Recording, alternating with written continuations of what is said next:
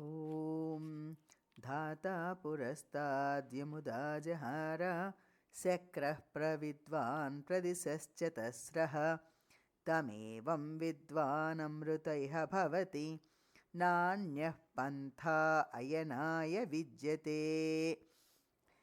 सहस्रशीर्षं देवं विश्वाक्षं विश्वशम्भुवम् विश्वं नारायणं देवम् अक्षरं परमं पदं विश्वतः परमान्नित्यं विश्वं नारायणगुं हरिं विश्वमेवेदं पुरुषस्तद्विश्वमुपजीवति पतिं विश्वस्यात्मेश्वरगुं पतिं विश्वस्यात्मेश्वरगुं शाश्वतगुं शिवमच्युतं नारायणं महाज्ञेयं विश्वात्मानं परायणं नारायणपरो ज्योतिरात्मा नारायणः परः नारायणपरं ब्रह्मतत्त्वं नारायणः परः नारायणः परो ध्यानं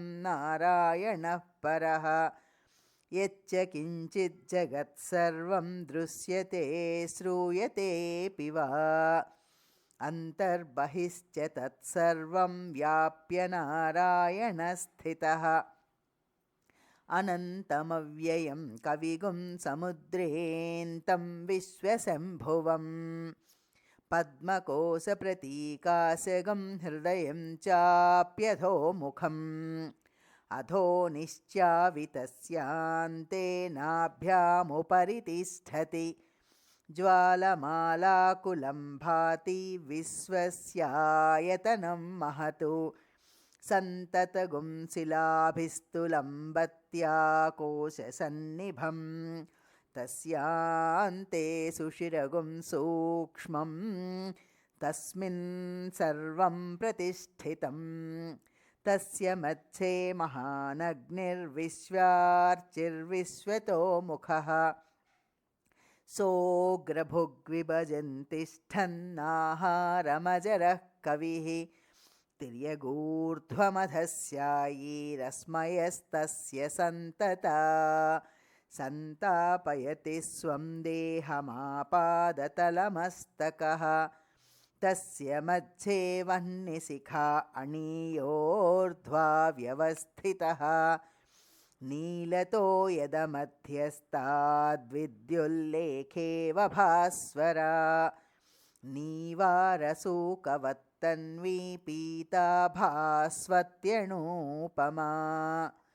तस्याः शिखाया मध्ये परमात्मा व्यवस्थितः स ब्रह्म स शिवः स हरिः सेन्द्रः सोऽक्षरः परमस्वराट् योपां पुष्पं वेद पुष्पवान् प्रजावान् पशुमान् भवति चन्द्रमा वा अपां पुष्पं पुष्पवान् प्रजावान् पशुमान् भवति एवं वेद योपामायतनं वेद आयतनवान् भवति अग्निर्वा अपामायतनम् आयतनवान् भवति यो अग्नेरायतनं वेद आयतनवान् भवति आपो वा अग्नेरायतनम् आयतनवान् भवति एवं वेद योपामायतनं वेद आयतनवान् भवति वायुर्वा अपामायतनम् आयतनवान् भवति यो वायोरायतनम् आयतनवान् भवति आपो वै वायोरायतनम् आयतनवान् भवति एवं वेद योपामायतनं वेद आयतनवान् भवति असौ वै तपन्नपामायतनम् आयतनवान् भवति आमुष्य तपत आयतनं वेद आयतनवान् भवति आपो वा अमुष्य तपत आयतनम् आयतनवान् भवति एवं वेद योपामायतनं वेद आयतनवान् भवति चन्द्रमा वा अपामायतनम् आयतनवान् भवति यश्चन्द्रमस आयतनं वेद आयतनवान् भवति आपो वै चन्द्रमस आयतनम् आयतनवान् भवति एवं वेद योपामायतनं वेद आयतनवान् भवति नक्षत्राणि वा अपामायतनम् आयतनवान् भवति यो नक्षत्राणामायतनं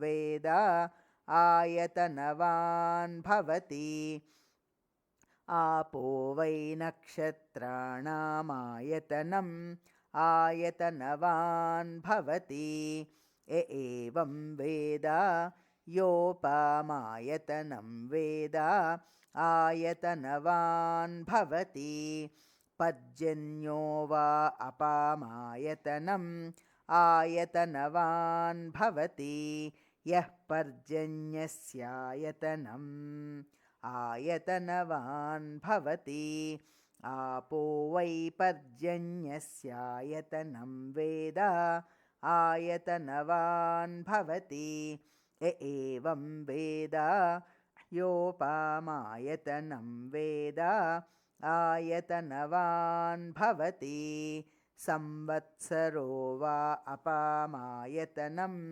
आयतनवान् भवति यः संवत्सरस्यायतनं वेद आयतनवान् भवति आपो वै संवत्सरस्यायतनम् आयतनवान् भवति एवं वेद किं तद्विष्णोर्बलमाहुः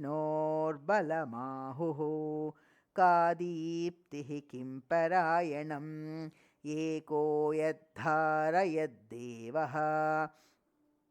रेजति रोदसी उभौ वाताद्विष्णोर्बलमाहुः अक्षराद्दीप्तिरुच्यते त्रिपदाद्धारयद्देवः यद्विष्णोरेकमुत्तमम् राजाधिराजाय प्रसह्यसाहिणे नमो वयं वै श्रवणाय कुर्महे समे कामान् कामकामाय मह्यं कामेश्वरो वै श्रवणो ददातु कुबेराय वै श्रवणाय महाराजाय नमः ॐ तद्ब्रह्मा ॐ तद्वायुः ॐ तदात्मा ॐ तत्सत्यम् ॐ तत्सर्वम् ॐ तत्पुरोर्नमः अन्तश्चरति भूतेषु गुहायां विश्वमूर्तिषु त्वं यज्ञस्त्वं वषट्कारस्त्वमिन्द्रस्त्वगुं रुद्रस्त्वं विष्णुस्त्वं ब्रह्मत्वं प्रजापतिः त्वं तदाप आपो ज्योतिरसोऽमृतं ब्रह्म भूर्भुवः सुवरोम् ईशानः सर्वविद्यानामीश्वरः सर्वभूतानां ब्रह्माधिपतिर्ब्रह्मणोऽधिपतिर्ब्रह्मा शिवो मे अस्तु सदा शिवोम् तद्विष्णोः परमं पदगुं सदा पश्यन्ति सूरयः दिवीव चक्षुरा ततं तद्विप्रासो विपण्यवो जागृवां समिन्धते विष्णोर्यत्परमं पदं ऋतगुं सत्यं परं ब्रह्म पुरुषं कृष्णपिङ्गलम् ऊर्ध्वरेतं विरूपाक्षं विश्वरूपाय वै नमो नमः। ॐ नारायणाय विद्महे वासुदेवाय धीमहि तन्नो विष्णुः प्रचोदयात्। आकाशात् पतितं तोयं यथा गच्छति सागरं सर्वदेव नमस्कारः केशवं प्रति गच्छति। ॐ नारायणाय विद्महे वासुदेवाय धीमहि तन्नो विष्णुः प्रचोदयात्। ऋतगुं सत्यं परं ब्रह्म पुरुषं कृष्णपिङ्गलम् ऊर्ध्वरेतं विरूपाक्षं विश्वरूपाय वै नमो नमः। ॐ पुरुषस्य विद्मसहस्राक्षस्य महादेवस्य धीमहि तन्नो रुद्रः प्रचोदयात्। ॐ तत्पुरुषाय विद्महे महादेवाय धीमहि तन्नो रुद्रः प्रचोदयात्। ॐ तत्पुरुषाय विद्महे वक्रतुण्डाय धीमहि तन्नो दन्तिः प्रचोदयात्। ॐ तत्पुरुषाय विद्महे चक्रतुण्डाय धीमहि तन्नो नन्दिः प्रचोदयात्। ॐ तत्पुरुषाय विद्महे महासेनाय धीमहि तन्नः षण्मुखः प्रचोदयात्। ॐ तत्पुरुषाय विद्महे सुवर्णपक्षाय धीमहि तन्नो गरुडः प्रचोदयात्। ॐ वेदात्मनाय विद्महे हिरण्यगर्भाय धीमहि तन्नो ब्रह्म प्रचोदयात्। ॐ नारायणाय विद्महे वासुदेवाय धीमहि तन्नो विष्णुः प्रचोदयात्। ॐ वज्रनखाय विद्महे तीक्ष्णदग्रस्थाय धीमहि तन्नो नारसिंहः प्रचोदयात्। ॐ भास्कराय विद्महे महाद्युतिकराय धीमहि तन्नो आदित्यः प्रचोदयात्। ॐ वैश्वानराय विद्महे लालीलाय धीमहि तन्नो अग्निः प्रचोदयात्। ॐ कात्यायनाय विद्महे कन्याकुमारी धीमहि तन्नो दुर्गे प्रचोदयात्।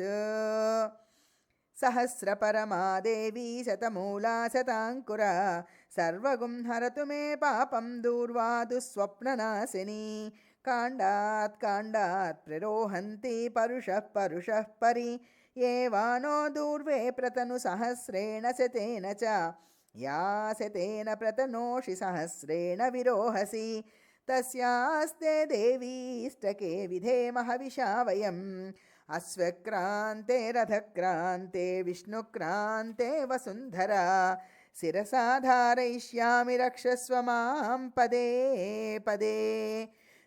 भूमिर्धेनुर्धरणी लोकधारिणी उद्धृता शिवराहेण कृष्णेन शतबाहुना मृत्तिके हन मे पापं यन्मया दुष्कृतं कृतं मृत्तिके ब्रह्मदत्तासि काश्यपेनाभिमन्त्रिता मृत्तिके देहि मे पुष्टिं त्वयि सर्वं प्रतिष्ठितं मृत्तिके प्रतिष्ठिते सर्वं तन्मे निर्निदमृत्तिके तया हतेन पापेन गच्छामि परमां गतिम्।